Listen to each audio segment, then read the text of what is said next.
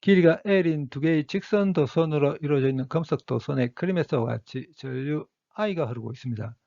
두 개의 직선 도선 각각은 X축과 C자의 값을 이루고 있습니다. 이 금속 도선이 크기가 4테슬라면서 방향이 플러스 Z방향인 균일한 자기장 내에 놓여 있을 경우와 크기가 4테슬라면서 방향이 플러스 X방향인 균일한 자기장 내에 놓여 있을 경우 이 금속 도선에 작용하는 R자 자기력 구하기 해보도록 하겠습니다. 전류 I가 흐르고 있는 길이가 L인 직선 도선이 균일한 자기장 내에 놓여 있을 경우 이 직선 도선에 작용하는 자기력은 직선 도선의 길이 벡터와 자기장을 벡터 곱을 한 다음에 전류를 곱하면 되죠. 여기 있는 직선 도선의 길이 벡터의 방향이 어떤 방향이냐면 직선 도선에서 전류가 흐르는 방향입니다. 두 개의 직선 도선을 이렇게 1과 2로 구분하도록 하겠습니다. 먼저 두 개의 직선 도선에서 길이 벡터부터 정해보겠습니다. 직선 도선 1에는 전류 I가 이렇게 흐르고 있죠. 그렇기 때문에 직선 도선 1에 대한 길이 벡터가 이렇게 됩니다. 이 길이 벡터를 L1으로 표기하겠습니다. 이러한 벡터는 이런 두 개의 벡터의 합으로 생각할 수 있죠. 이 길이가 L입니다. 그리고 이 각이 C자입니다. 그렇기 때문에 이 화살표의 길이 L 코사인 C자죠. 이 화살표의 길이 L 사인 C자입니다. 그래서 길이 벡터 L1을 어떻게 생각할 수 있냐면 L1은 길이가 L 코사인 C자면서 플러스 X 방향으로 향하고 있는 벡터와 길이가 L 사인 C자면서 방향이 플러스 Y 방향인 두 개의 벡터의 합으로 생각할 수 있습니다. 직선 도선 2에서의 길이 벡터도 비슷하게 정해주면 됩니다. 직선 도선 2에서 전류가 흐르는 방향은 이 방향이죠. 그래서 직선 도선 2에서의 길이 벡터가 이렇게 됩니다. 이 길이 벡터를 L2라고 하겠습니다. 이러한 벡터도 비슷하게 이런 두 벡터의 합으로 생각할 수 있습니다. 이 길이도 L이죠. 그리고 이 각도 C다거든요. 이 화살표의 길이 L 코사인 C다, 이 화살표의 길이 L 사인 C다입니다. 그래서 길이 벡터 L2는 길이가 L 코사인 C다면서 플러스 X 방향으로 향하고 있는 벡터와 길이가 L 사인 C다면서 마이너스 Y 방향으로 향하고 있는 벡터의 합으로 생각할 수 있습니다. 두 개의 직선 도선 각각에서 길이 벡터를 이렇게 쓸 수 있습니다. 그러면 금속 도선이 크기가 4테슬라면서 방향이 플러스 Z 방향이 균일한 자기장 내에 놓여 있을 경우 R자 자기력 구해 보겠습니다. R자 자기력을 구하기 위해서 먼저 직선 도선 1에 작용한 자기력부터 구해 보겠습니다. 직선 도선 1에 작용한 자기력을 구하기 위해서 길이 벡터를 L1을 바꿔야 되죠.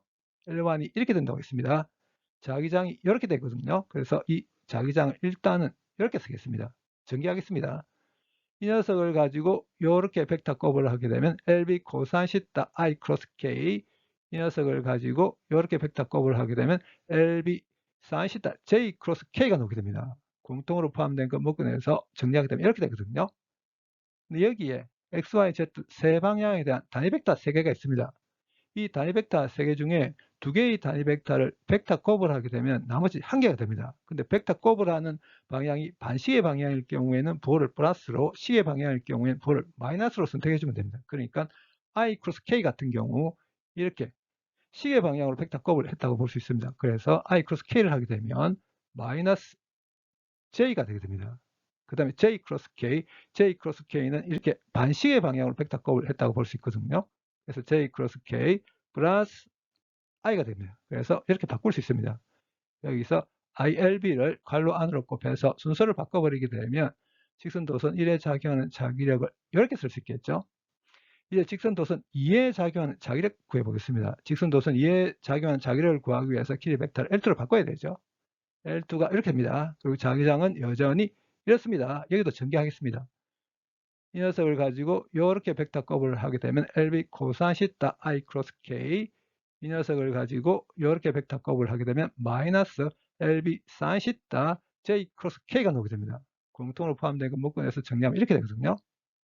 앞에서 I 크로스 K가 마이너스 J라고 했었죠. 그리고 J 크로스 K가 플러스 I라고 했습니다. 그래서 이렇게 바꿀 수 있습니다. 여기도 ILB를 괄호 안으로 곱해서 순서를 바꿔버리게 되면 이렇게 됩니다. 직선 도선 1에 작용하는 자기력의 X성분 플러스 Y성분 마이너스입니다. 그렇기 때문에 직선 도선 1에 작용하는 자기력의 방향이 이 방향입니다. 직선 도선 2에 작용하는 자기력의 X성분 마이너스 Y성분도 마이너스입니다. 그렇기 때문에 직선 도선 2에 작용하는 자기력의 방향이 이 방향입니다. 이 두 힘을 더해버리게 되면 R자 힘을 구할 수 있겠죠. 근데 이렇게 더하게 되면 X성분이 없어져 버립니다.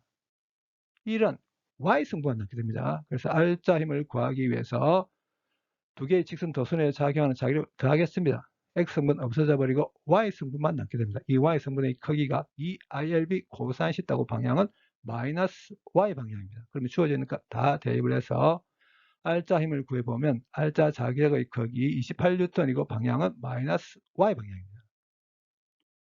이제 금속 도선이 크기가 4테슬라면서 방향이 플러스 X 방향인 기운이라는 자기장 내에 놓여 있을 경우 R자 자기력 구하기 해보도록 하겠습니다. 먼저 직선 도선 1에 작용하는 자기력부터 정해보겠습니다.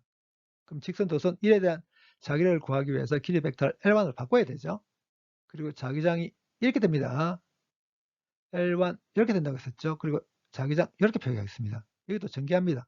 이 녀석을 가지고 이렇게 벡터 곱하 하게 되면 LB 코사인 시타 I 크로스 I, 이 녀석을 가지고 이렇게 벡터 곱을 하게 되면 LB 사인 시타 J 크로스 I가 나오게 됩니다. 공통으로 포함된 거 묶어내서 정리하면 이렇게 되거든요.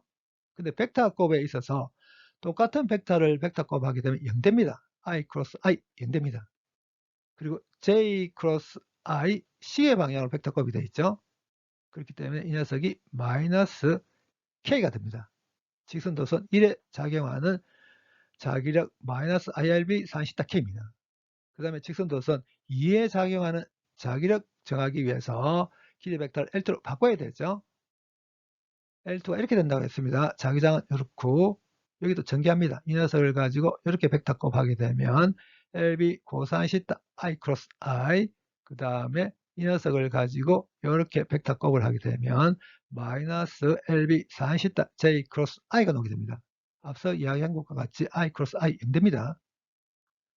그리고 J 크로스 I 마이너스 K라고 했었죠. 그럼 여기 마이너스에서 플러스가 되실 겁니다. 직선 도선 2에 작용하는 자기력 플러스 ILB 사인 시타 K가 됩니다.